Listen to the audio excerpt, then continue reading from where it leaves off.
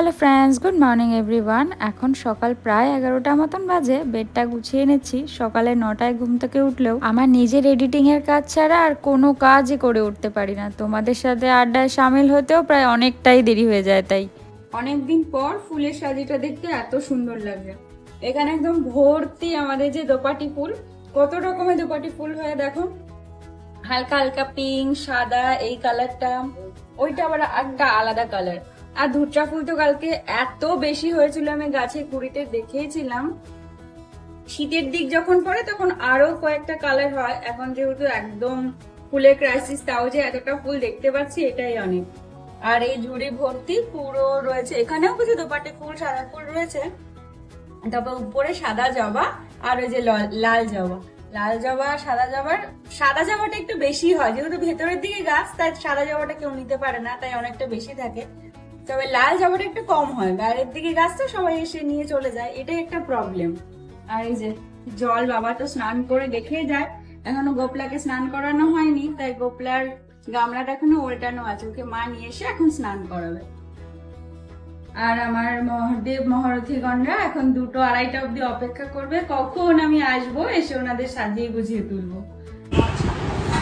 এই যে মা তার ছানাকে নিয়ে চলে এসেছে। ছানা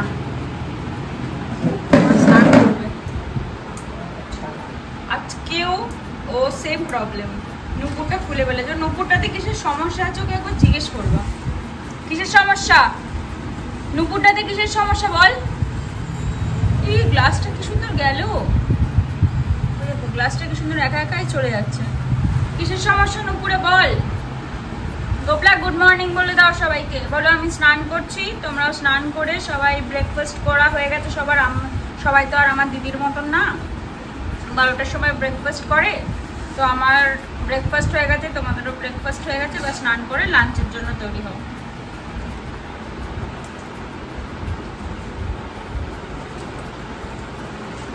গরমের মধ্যে ওকে জলের মধ্যে চুবিয়ে রেখে দাও, ওকে আর উঠে হবে না জল থেকে। এরকম জলের মধ্যেই জামা প্যান্ট ছাড়া বসিয়ে রেখে দাও, সাজগোজ করার দরকার নেই। মা একে সাজিয়ে গুছিয়ে ওর জায়গাতে বসিয়ে ওপরে পুজো দিতেও চলে গেছে। যেহেতু আজকে ওয়েদারটা একটু ভালো, তাই নতুন জামা কাপড় পরে সাজুগুজু করেছে। মুখে হাসি দেখো, যেন এক গাল হাসি মুখে নিয়ে ওর দিনটা আজ শুরু হলো। যেদিনই ও একটু সাজুগুজু করার সুযোগ পায়, ওর আনন্দের আর সীমা থাকে না। আর এই যে ওর সকালে ব্রেকফাস্ট করে আমার জন্য রেখে দিয়েছে।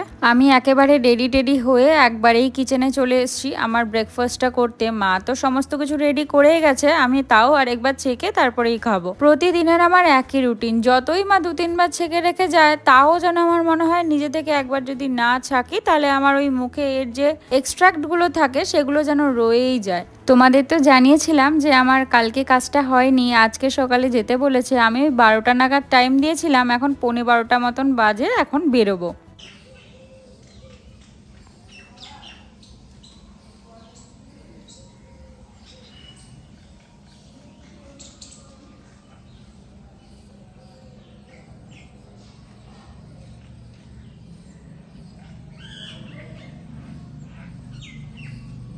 বাড়িতে ঢুকলাম, বাড়িতে ঢুকে বসেই রয়েছি। তার কারণ আজকে আর রান্নাবান্না আমি করতে পারবো না, মাই করবে।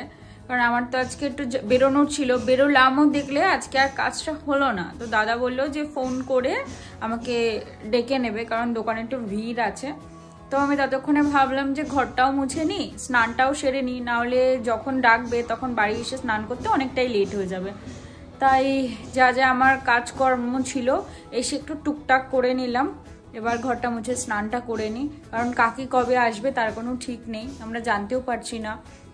আর সব থেকে বড় কথা, এই সিচুয়েশনে কাকিকে ফোন করে যে আসতে বলবো বা কিছু বলবো, সেই রকমটা করাটাও আমাদের মনে হচ্ছে একটা খুব বাজে ব্যাপার হবে। তাই জন্য সেরকম কিছু আমরা করছিও না। হ্যাঁ, এবার বলি যে তোমাদের কাকির কি হয়েছে, বারবার বলছি এই সিচুয়েশন। অ্যাকচুয়ালি কাকির জামাই সোদপুরের সাইডে কাজ করতে গেছিল।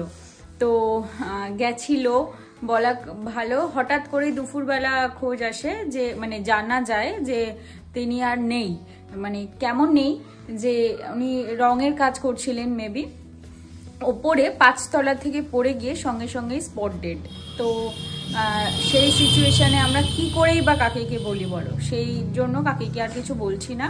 তো আমরাই নিজেদের মতো করে নিচ্ছি। কিন্তু একটা সমস্যা কি, মার তো এদিকে আবার সমস্যা না, মার হাতে ব্যথা, ডক্টর বলেছে মাকে নিচে ঝুঁকে কোনো রকম কাজ করতে না, ভারী কোনো কিছু করতে না। এবার বাসন মাজা এইসবের জিনিসপত্রে মার একটু প্রেশার পড়ে যাচ্ছে, তো ব্যথাটা একটু বাড়ছে।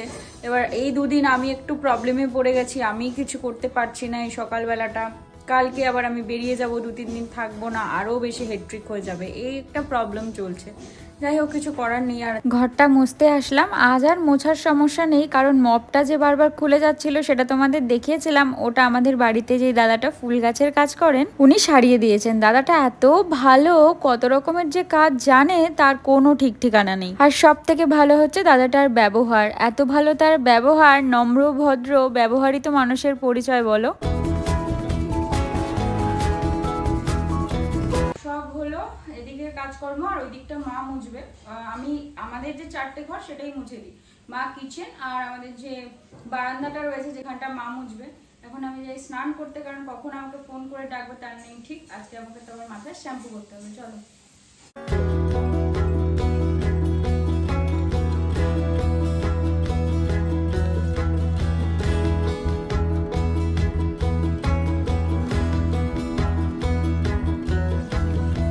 এখন প্রায় 2টো মতন বাজে, স্নান সেরে এসেই রেডি হয়ে নিয়েছি একেবারে। ফোন করেছিল দাদাটা যাওয়ার জন্য, আমি কিছুটা সময় চেয়ে নিয়েছি। আমাদের বাড়ি থেকে দাদাটার দোকানটা খুব একটা বেশি দেরি নয়, আর গাড়ি নিয়ে যাবো তো খুব একটা সময়ও লাগবে না। তবে বাইরে না হালকা হালকা বৃষ্টি পড়ছে, আসলে 2-3 বার ঘুরে এসেছে তো, তাই দাদাটা লাঞ্চ টাইমেই ডেকে পাঠিয়েছে, নচেতে এই সময় কাজ করে না। আমি জাস্ট বাড়িতে ঢুকলাম, আর একটা কাজ হলো আর একটা কাজ হলো না। একটা প্রবলেম হয়েছে কি, আমার আধার কার্ডের সঙ্গে না আগের ফোন নাম্বারটা লিঙ্ক, এটা হয়ে গেছে সব থেকে বড় প্রবলেম। তো আমার নাম্বারটা তো আমার চেঞ্জ করানো হয়েছে, তো নাম্বারটা এখন গিয়ে আবার লিঙ্ক করাতে হবে আধার কার্ডের সঙ্গে, তাছাড়া কোনোভাবে কিছু হবে না। তো দাদা বললো যে এত দিনেও তুমি করাওনি, এটাই তো সব থেকে বাজে ব্যাপার, তোমার অনেক আগেই করিয়ে নেওয়া উচিত ছিল। তো যাই হোক, কালকে তো রুডিদের বাড়ি যাওয়ার কথা ছিল, পূজা দিদিদের বাড়ি ইনভিটেশন আছে তাড়াতাড়ি, সেটা আর হবে না। কালকে সকালবেলা মেবি 9টার মধ্যে আমাদের এখানে যে আইসিআইসি ব্যাংকে কাজ হয় সেখানে 9টার মধ্যে যেতে হবে। আর আমি লিঙ্কটা কালকেই করিয়ে নিয়ে যেতে চাইছি। একবারে বেরিয়ে যাব, কাজ করে একবারে বাড়ি, মানে ওখান থেকে রুডিদের বাড়ি চলে যাবো। একটুখানি প্ল্যান প্রোগ্রাম এখনো ঠিক করে রেখেছি, ইনস্ট্যান্ট প্ল্যান প্রোগ্রাম করে রেখেছি, এবার জানি না কি হবে তারপর। বাইরে যেহেতু রোদ নেই তাই লাঞ্চ সেরে একটু বাইরে আসলাম তোমাদের সাথে নিয়ে। বাবা যে ছোট ছোট চারা গাছগুলো তৈরি করেছিল সেগুলো টবে লাগিয়েছে, তোমাদের তো সেগুলো দেখানো হয়নি তাই নিয়ে আসলাম। এবার তো তার খুব মন খারাপ, ফুল গাছ লাগাতে পারছে না, নচেত সকালে বিকেলে এমনকি ঘুমের মধ্যেও তার একমাত্র ধ্যান জ্ঞান এই গাছ। অল্প বিস্তার যে কটা আছে ওদেরই যত্নআত্তি করে নিজের মনকে শান্ত রেখেছে এই বছর। তাই এবছর আমাদের ফুলেরও বহু সমস্যা, যেখানে গাছগুলো লাগানো থাকে সেই জায়গাটারও এবার যেন খুব মন খারাপ। চারিদিকময় একদম ঘাসে ভরে উঠেছে, নিজেকে আর কন্ট্রোল করতে না পেরে সামনের দিকে একটুখানি জায়গা বের করে ওই কিছু চারা গাছ আজকে দেখছি বসিয়েছে।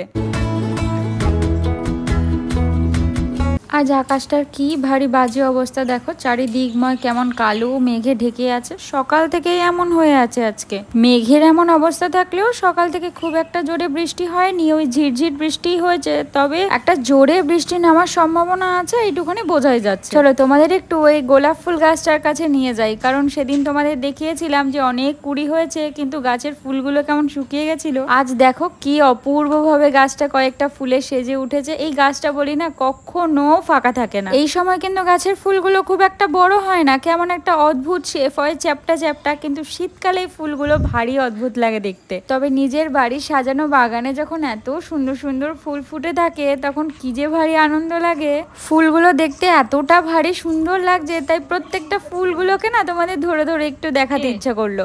এক একটা ফুলের শেপ যেন এক এক রকম, ওই পেটি গাঁদাগুলো হয় না সেরকমই যেন পেটি গোলাপ ফুটে আছে পুরো গাছ জুড়ে। এই ফুলের রংটা এত ভারী মিষ্টি, পুরো গাছময় যখন ফুল ফুটে থাকে না এই জায়গাটা দেখতে এত ভারী সুন্দর লাগে।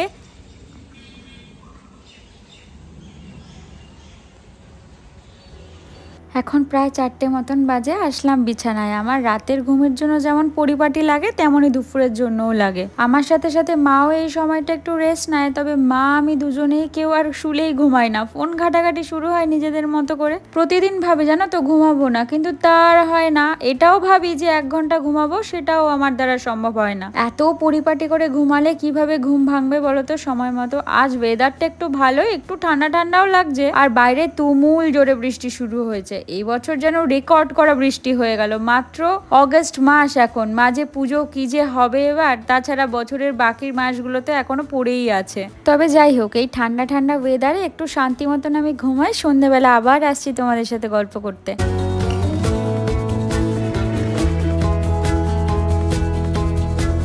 বাজে অলমোস্ট 7টা। আমি ঘুম থেকে কিছুক্ষণ আগেই উঠেছি, তো আর কিছুক্ষণ এখন আমি কাজ নিয়ে বসবো। আমার কিছু পেন্ডিং কাজকর্ম আছে, সেগুলো করতে হবে। করার পর আজকে রাত্রেবেলা আমরা কেউ আর ভাত খাবো না। আজকে তো থার্সডে, তোমরা তো জানোই আজকে আমাদের বাড়ি ডিম হয়। তবে আজকে দুপুরবেলা আমরা কেউ ডিম খাইনি, মাছ খেয়েছি, কারণ কালকের মাছটা রয়ে গেছিলো, সেটা খেয়েছি। মা ডিম কষা বানিয়েছে, তবে মার আজকে মনে হয়েছে যে বিরিয়ানি খাবে, তাই জন্য টাকা দিয়ে গেছে বাবা। তো আমার বাবার মা 3 জনের জন্য বিরিয়ানি আনবো। আমার খেতে ইচ্ছা করছে না, কারণ কালকেই যাব, কালকে ওখানে গিয়ে কালকে থেকে আবার খাওয়া দাওয়া হবে। কিন্তু কি করা যাবে, খেতে তো হবেই, কারণ মা আজকে ভাত রান্নাই করেনি রাতের জন্য, তো অগত্যা বিরিয়ানি ভরসা। তো এখন ঘড়িতে অলমোস্ট 9টা মতন বাজে। এই রেডি হয়ে বেরোচ্ছি, গাড়ি নিয়ে বেরোবো। আর আমাদের এখানটা না আজকে লাইটের খুব প্রবলেম, পুরো মানে রোড লাইটটা দেয়নি, পুরো অন্ধকার হয়ে রয়েছে। মাকে বলবো একটু মানে বাইরে অবধি দাঁড়াতে, তারপরে আমি চলে যাবো। আসার সময় আবার মাকে ফোন করবো, বলবো তুমি দাঁড়াও, তারপরে আমি ঢুকছি। এরকম একটা কন্ডিশন। চলো বেরোই, আর দেরি করবো না।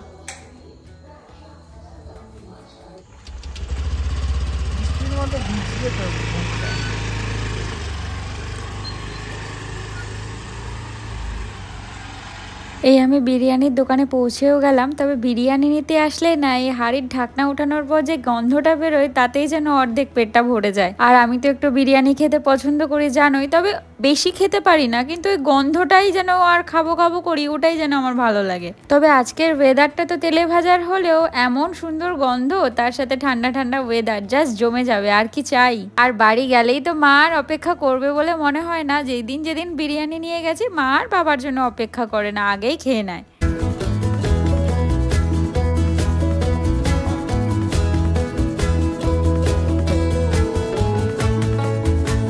এই বাড়ি পৌঁছালাম, তোমাদের বললাম না আমাদের আজকে রোড লাইটটা দেয়নি। চারিদিকটা কেমন অন্ধকার হয়ে রয়েছে, ঘুটঘুটে দেখো। আমাদের বাড়ির গেটের সামনে যেহেতু লাইটটা জ্বলে, আর সামনে দোকানের লাইটটা সব সময় জ্বলে, তাই জন্য চারিদিকটা একটুখানি আলো হয়ে রয়েছে আর কি।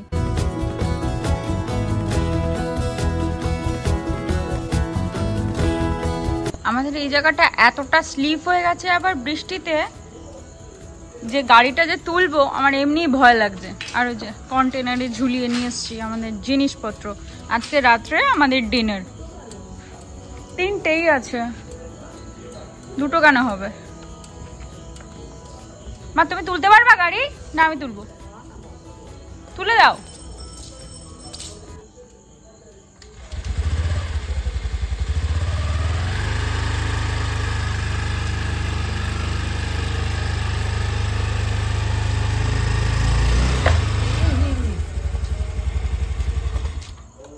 যেমন চারিদিকটা স্লিপ হয়ে আছে, তেমন কারটাও স্লিপ হয়ে আছে। এই জন্য তুলতে গিয়ে একদম বাজেভাবে স্লিপ করে এক্ষুনি বড় একটা অ্যাক্সিডেন্ট ঘটছিল। আসলে কারটা সারাক্ষণ এরকম বাইরেই পড়ে থাকে, আর বৃষ্টিতে ভিজে ভিজে ভিজে এরকম অবস্থা হয়ে গেছে। এখন প্রায় 11টা 10 মতন বাজে। আজকে আমরা সবাই মিলে একসাথেই খেতে বসেছি, আর বাইরে হালকা হালকা বৃষ্টিও পড়ছে। কি যে ভারী সুন্দর লাগছে ওয়েদারটার সাথে এই খাবারটা খেতে। তবে প্রতি সময় যেখান থেকে বিরিয়ানি আনি, আজ অন্য একটা দোকান থেকে বিরিয়ানিটা এনেছি। চিকেনটা যতটাই সুন্দর, আলুটাও খেতে ততটা সুন্দর, আর রাইসটা নিয়ে তো কোনো কথাই হবে না। তবে যাই হোক, এই খাবার খেতে খেতে ডাইনিং টেবিলেই সকলের তরফ থেকে তোমাদের শুভরাত্রি জানিয়ে ব্লগটা শেষ করছি। ততক্ষণ তোমরা ভালো থেকো, সুস্থ থেকো, সাবধানে থেকো, আর পুরো ভিডিওটা ভালো লাগলে একটা লাইক করে দিও। ভিডিওটা দেখে কমেন্ট করে জানিও তোমাদের কেমন লাগলো। তবে আজকে আসি, টাটা।